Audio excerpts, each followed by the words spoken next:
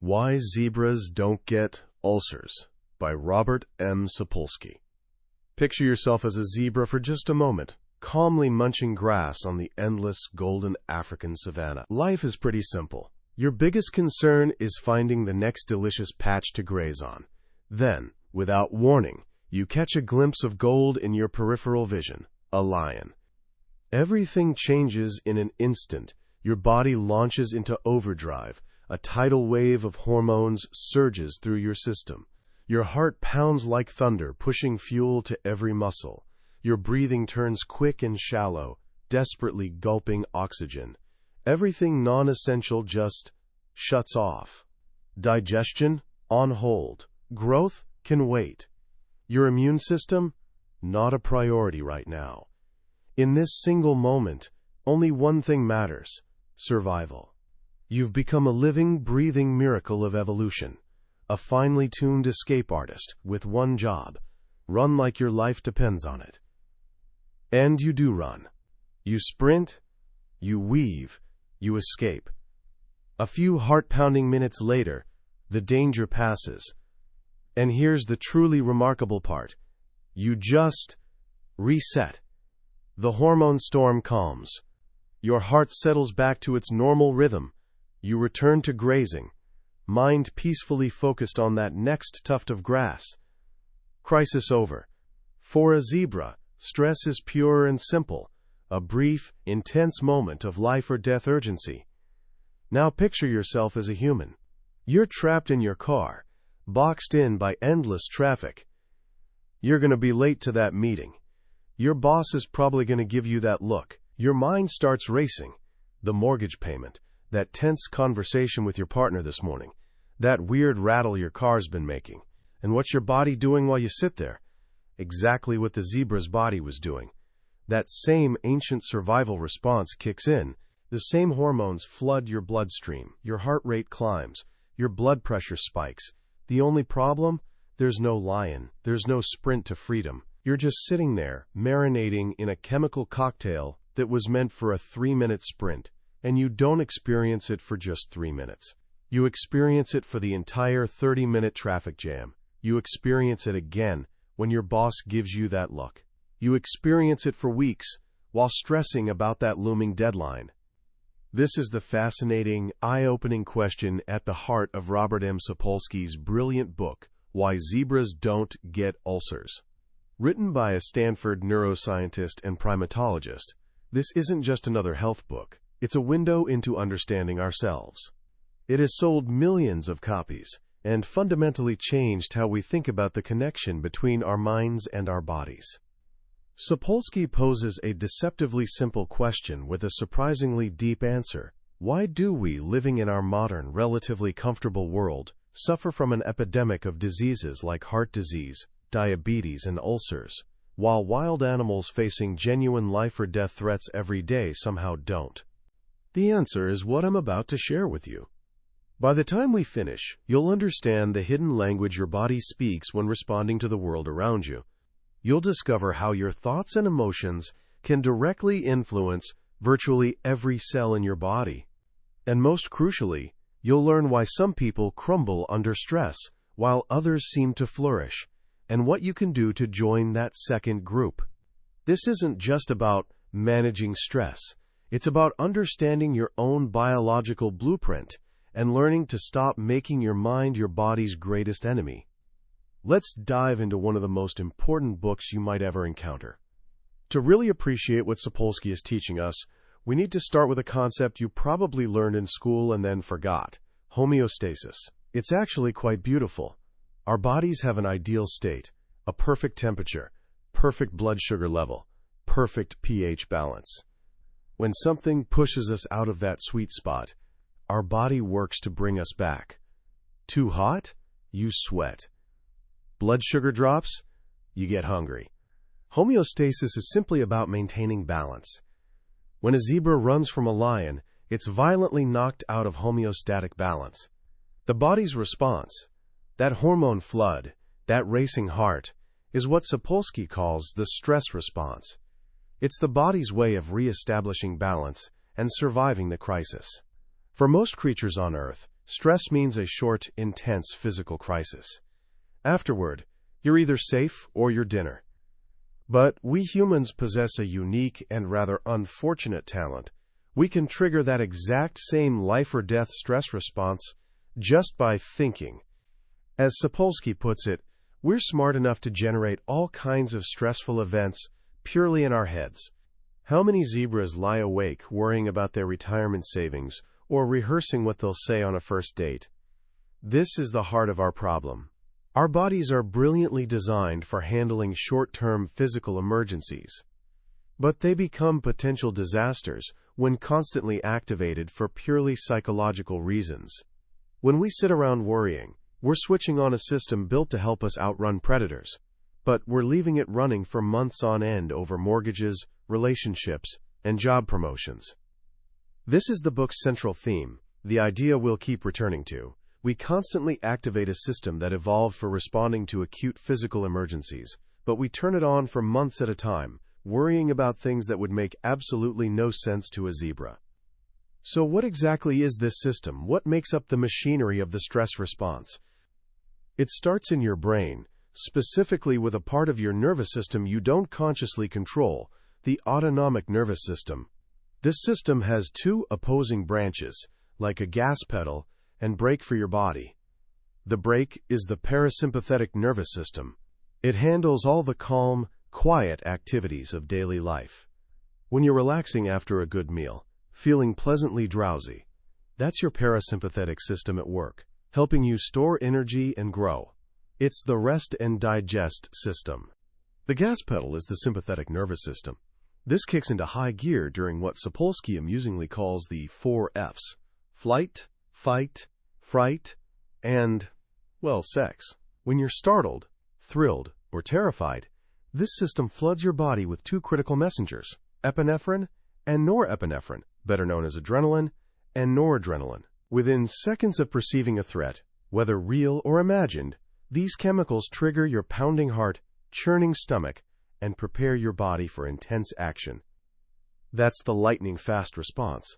But there's another, slightly slower and more sustained component. This is the hormonal cascade. It also begins in the brain, in a region called the hypothalamus. When stressed, your hypothalamus releases a hormone called CRH. This travels a short distance to your pituitary gland, signaling it to release ACTH. ACTH then flows through your bloodstream to your adrenal glands, sitting atop your kidneys. And here's where the second star of the stress show appears: glucocorticoids, a class of steroid hormones. In humans, the primary one is cortisol. Adrenaline provides that explosive energy for the first seconds of crisis.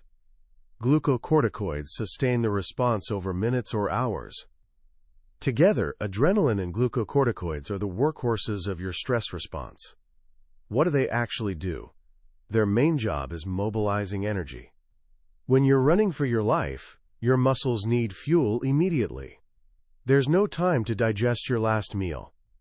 So these hormones act like urgent bank tellers, liquidating your body's assets. They pull stored energy, simple sugars like glucose and fats, from your liver, muscles, and fat cells, dumping them into your bloodstream for delivery to the muscles that need them. Simultaneously, your heart rate and blood pressure skyrocket to deliver that fuel as quickly as possible. And to ensure all this energy goes where it's needed most, your body shuts down all long-term, optimistic projects. Digestion stops. Growth halts. Your reproductive system goes offline. If a lion's chasing you, it's definitely not the time to worry about ovulating or producing sperm. Even your immune system gets suppressed. The logic seems to be, worry about fighting infections later. Right now, survive the next 5 minutes. For an acute emergency, this system is brilliant and life-saving. But here's where trouble begins. What happens when this system runs constantly? What happens when every day feels like an emergency? Sapolsky uses a wonderful metaphor, the two elephants on a seesaw model. Imagine two small kids balancing on a seesaw. That's your body in a calm, balanced state, what scientists call allostasis. The low levels of stress hormones are easy to manage. Now imagine trying to balance that same seesaw with two massive elephants. It's technically possible, but at enormous cost. The elephants burn tremendous energy just staying balanced, energy that could be used for better things. They also wear out the seesaw much faster. This is what chronic stress does. Your body constantly spends energy just maintaining a precarious balance, and the systems themselves start wearing down under the immense load. This wear and tear is what Sapolsky calls allostatic load.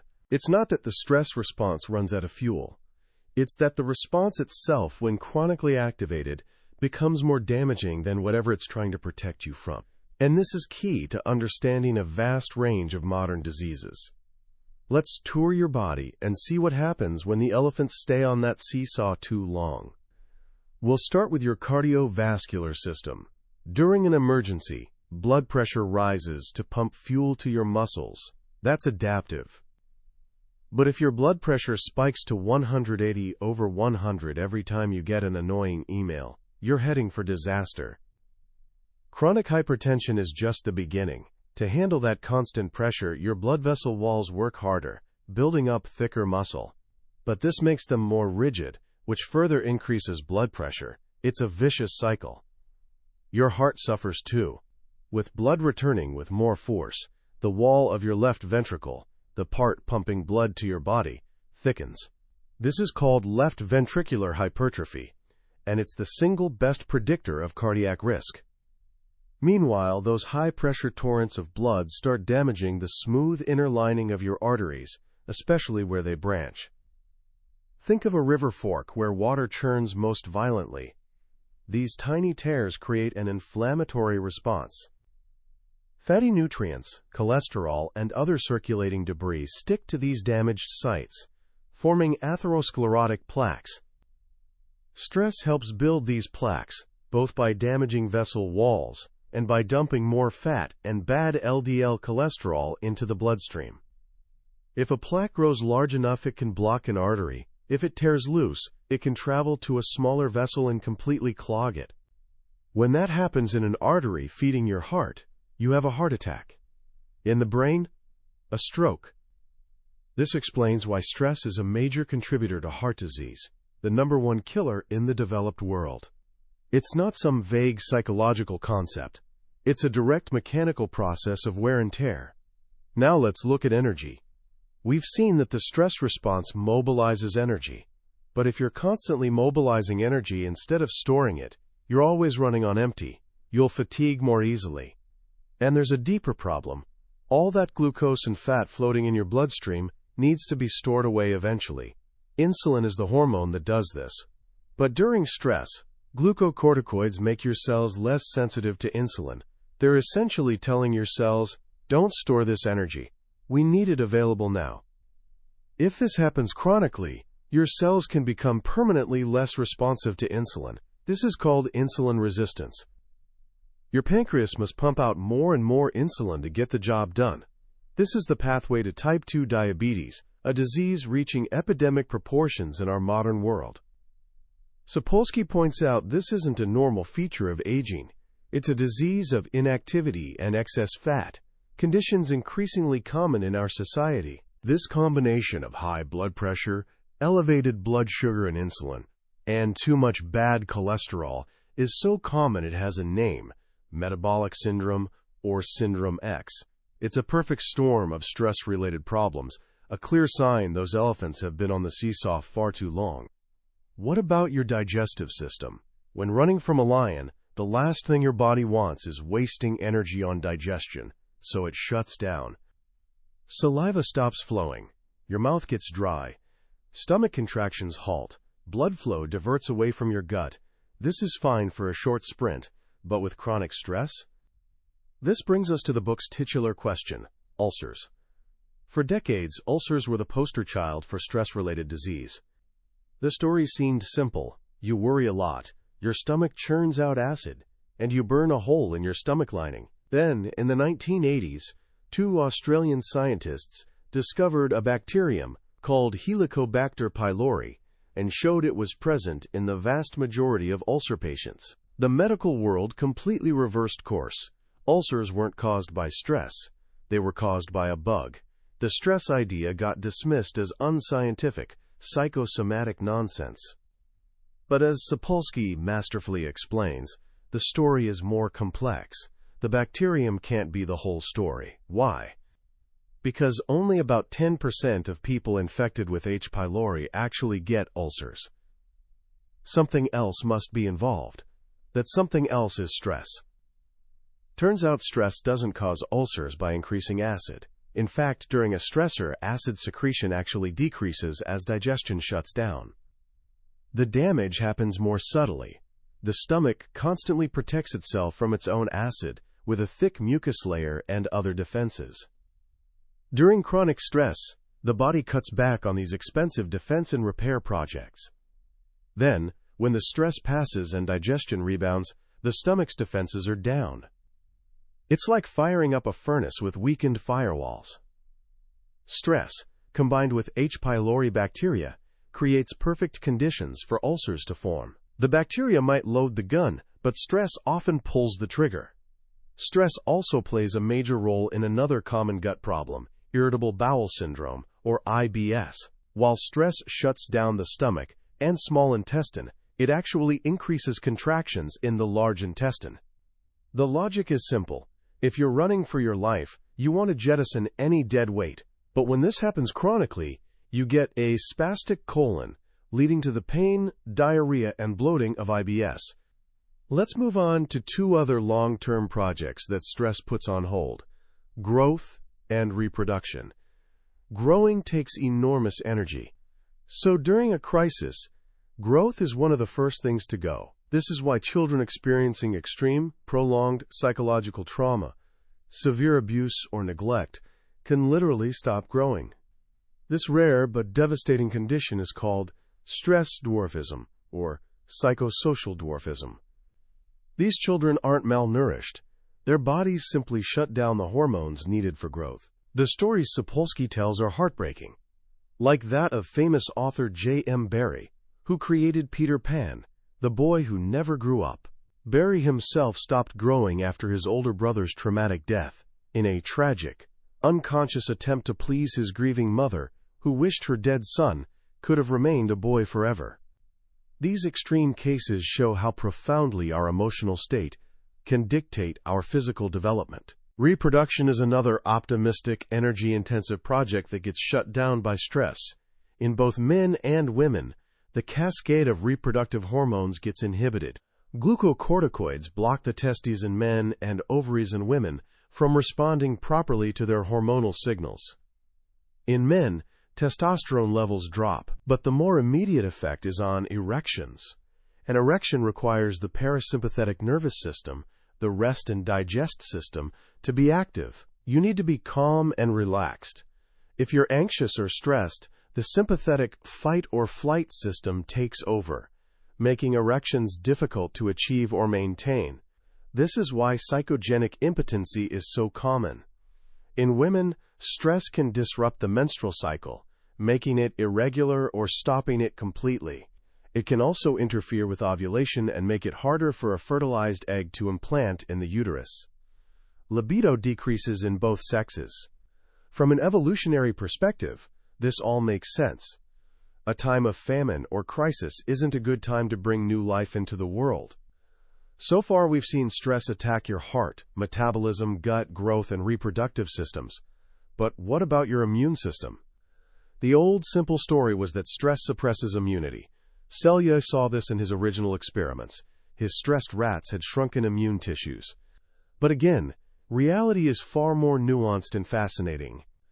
In the first few minutes of a stressor, something surprising happens. Many aspects of your immune system are actually enhanced. Your body rushes immune cells into circulation and sends them to the front lines. Your skin, gut, lungs, places where wounds or infections are most likely during a physical crisis. This is what Sapolsky calls Phase A. It's like your body anticipating injury and beefing up defenses at the borders. If the stressor continues for about an hour, the system shifts, Prolonged exposure to glucocorticoids starts suppressing the immune response, bringing it back to baseline. This is phase B. This is also adaptive. An immune system always on high alert is dangerous. It can start attacking your own body, leading to autoimmune diseases. The glucocorticoids act as a brake, preventing the system from overreacting. But what if the stressor is major and prolonged? Then you enter phase C. The immune system gets suppressed below baseline. This is where chronic stress can increase vulnerability to infectious diseases, like the common cold. It's why latent viruses like herpes tend to flare up when you're run down. The virus is smart. It waits for your immune defenses to weaken before making its move. This three-phase model helps explain a major paradox. Stress hormones like glucocorticoids are used to treat autoimmune diseases like rheumatoid arthritis because they suppress the overactive immune system. Yet stress is also known to worsen flare-ups of these same diseases. How can this be? The new model suggests an answer. Massive, prolonged stress or high doses of glucocorticoids push you into phase C, suppressing the autoimmune attack. But frequent, intermittent stressors, the kind repeatedly kicking you into phase A and B, may actually ratchet the immune system upward, making it more likely to overreact and cause a flare-up. Now, what about the most feared disease of all? Cancer. Does stress cause cancer? Sapolsky is extremely careful and clear here. The answer, based on the best scientific evidence, is almost certainly no. While animal studies show stress can accelerate growth of some induced tumors, there's no good evidence from large prospective human studies that stress increases the risk of getting cancer in the first place. What about once someone has cancer? Can stress management or a positive attitude affect survival? This is one of medicine's most controversial topics. A famous study by David Spiegel at Stanford seemed to show that women with metastatic breast cancer who participated in support groups lived, on average, 18 months longer. But subsequent studies have struggled to replicate this finding. Sapolsky issues a powerful warning here against the dangerous idea that if you get cancer, it's somehow your fault for not having the right attitude, and that you can cure yourself with positive thinking. This kind of blame-the-victim mentality, popularized by writers like Bernie Siegel, is not only scientifically unsupported, but can be incredibly cruel and damaging to people facing a devastating illness.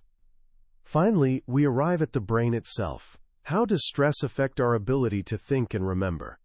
Here again we see that familiar double-edged sword. A mild, short-term stressor can actually enhance memory. Think of flashbulb memories. Those vivid, indelible moments, like your first kiss, or where you were on September 11th.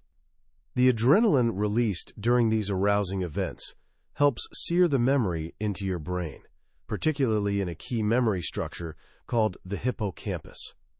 This is adaptive. If something important and arousing happens, you want to remember it. But when stress becomes severe or prolonged, the opposite happens. High, sustained levels of glucocorticoids begin disrupting hippocampus function. They interfere with long-term potentiation, the process by which neural connections strengthen to form memories. Retrieving existing memories becomes harder. This is why you blank out on an exam when panicked or can't remember someone's name at a party. Even more disturbing, Sapolsky's own pioneering research has shown that prolonged, intense exposure to glucocorticoids can actually damage and kill neurons in the hippocampus. In rats, this happens during normal aging, creating a vicious cycle. As the hippocampus degenerates, it becomes less effective at shutting off the glucocorticoid response, which leads to even more glucocorticoids, causing more hippocampal damage. Is there evidence for this in humans? Yes. People with conditions causing massive glucocorticoid excess, like Cushing's syndrome, show both memory problems and a smaller hippocampus. Similar findings have been reported in people with long-term major depression and post-traumatic stress disorder. While the science is still evolving, the implications are chilling. Chronic stress may not just make thinking harder, it may actually damage the parts of our brain responsible for learning and memory. And this brings us to the final, critical piece of the puzzle. We've seen in detail how stress makes us sick. But why are some situations so much more stressful than others? Why do some of us fall apart while others remain resilient? This is where Sapolsky shifts from pure physiology to the psychology of stress, and it's where the keys to managing stress are found. A series of brilliant experiments, many conducted by physiologist J. Weiss, revealed the core psychological ingredients that make a situation stressful. Imagine two rats in separate cages. Both receive the same series of mild, unpredictable electric shocks. The first rat gets an ulcer, the second doesn't. What's the difference? The second rat has a bar of wood it can chew on whenever shocked. It has an outlet for frustration. Or, in another variation, it has another rat it can bite. This is displacement of aggression, a stress reducer we primates are notoriously good at. Another variable. A warning bell sounds just before each shock for one rat, but not the other. The rat with the bell gets fewer ulcers. Why? Predictability. It learns not only when something bad is about to happen, but also, crucially, when it can relax, because nothing bad is happening. Next, a sense of control. A rat that believes it can press a lever to stop the shocks, even if the lever is disconnected, has a much smaller stress response than a rat with no control. It's the belief in control, not actual control, that matters. Another factor is social support. Put a primate through something stressful, and the stress response is smaller if a friend is present. Sapolsky's own research on baboons shows that males with strong social bonds, those who groom females and play with infants, have lower resting glucocorticoid levels. Finally, there's the perception of things worsening. A rat getting 25 shocks an hour feels much better about it if it was getting 50 shocks yesterday. The same external reality can be perceived as good or bad news, and that perception dramatically changes the physiological response. These psychological factors, outlets, predictability, control, social support, and a sense of improvement, are the building blocks of psychological stress. And our personalities are, in many ways, our habitual styles of interpreting the world through these filters. Some personalities are magnets for stress. The Type A personality, competitive, impatient, and hostile, is a classic example. It's not the hard-working nature of Type A people that's the problem. It's the chronic hostility. Hostile people see threats and provocations everywhere. They live in a world constantly demanding a stress response, and their cardiovascular systems pay the price. Anxiety disorders are another example. Anxious people have a hyper-reactive amygdala, the brain's fear center. They overestimate risk and exist in a constant state of vigilance with an overactive sympathetic nervous system. And then there's depression, which Sapolsky presents as the ultimate stress-related disease. It's a state of learned helplessness, born from experiencing uncontrollable stress, where the body's stress response system is profoundly broken. In many depressed people, glucocorticoid levels are chronically elevated, and the brain has lost its ability to shut them off. It's a state of physiological exhaustion from a battle fought entirely within the mind. This finally brings us to the grandest scale of all, society. If psychological factors are so important, what does your place in society have to do with stress? A tremendous amount. Sapolsky argues that if you want to find the human equivalent of a low-ranking baboon, relentlessly stressed by those higher up, look at a poor person in a wealthy society. Poverty isn't just about lacking resources. It's a profound chronic stressor. It comes with a constant lack of control, lack of predictability, fewer outlets, and less social support. The result is a staggering health gradient based on socioeconomic status. On nearly every measure, from heart disease to infant mortality, the lower you are on the socioeconomic ladder, the worse your health. This isn't just about poor versus rich, it's a gradient. At every single step down the ladder, health gets a little worse. This has been shown in countries with universal health care, like Britain, which means it's not just about access to doctors. What is it about then? It's not just about being poor. It's about feeling poor. It's about your subjective rank, how you perceive yourself relative to others. and it's about poverty amid plenty. The greater the income inequality in a society, the worse the average health of its citizens. And this applies to both poor and rich. Why? Because large inequalities erode social trust, increase hostility, and create a more stressful environment for everyone. This is a sobering, powerful message. The architecture of our society can literally get under our skin and shape our health. So after this long journey through the many ways stress can break us down, are we doomed? Is there any hope? Absolutely. And this is where Sapolsky leaves us, not with a simple fix, but with deep wisdom. The incredible message of why zebras don't get ulcers isn't one of despair, but of empowerment.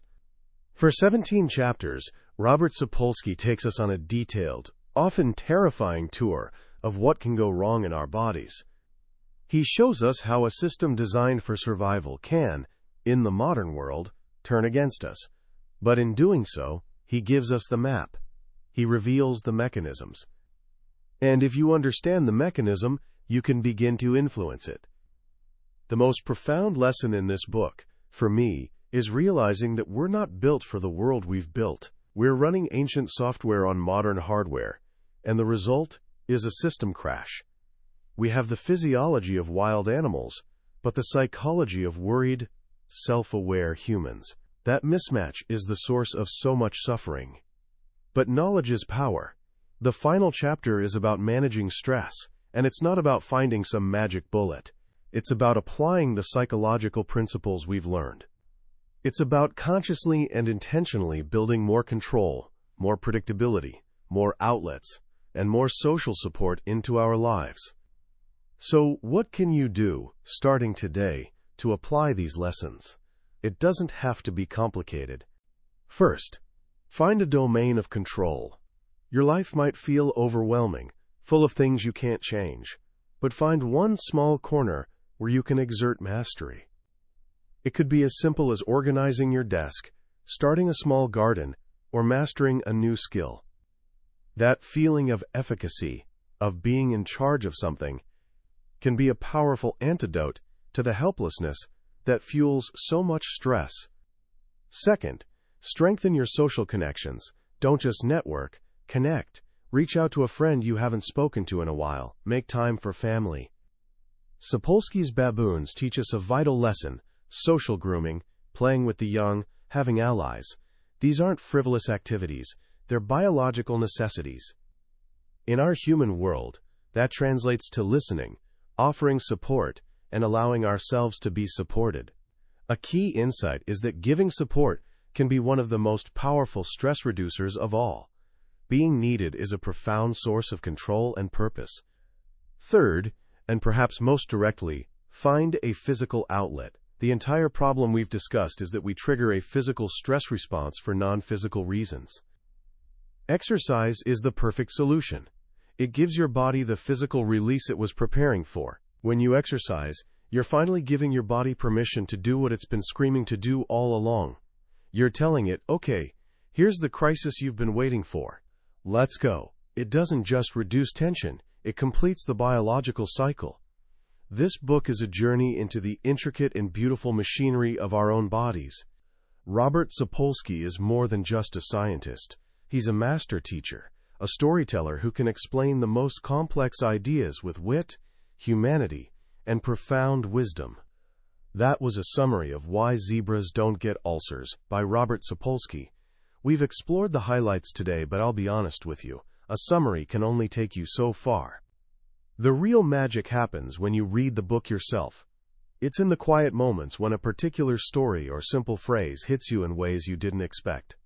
This summary is designed to help you decide if this book is worth your time. If anything we've talked about today has resonated with you, grab a copy, because reading it isn't just learning, it's an experience that can genuinely change the way you see yourself and your daily life. You'll find a link to the book in the description below. Also, if you found this journey valuable, I'd be so grateful if you would hit that like button and subscribe to the channel. It lets me know that these explorations matter and ensures you won't miss our next adventure into another life-changing book. Let's keep learning and growing together.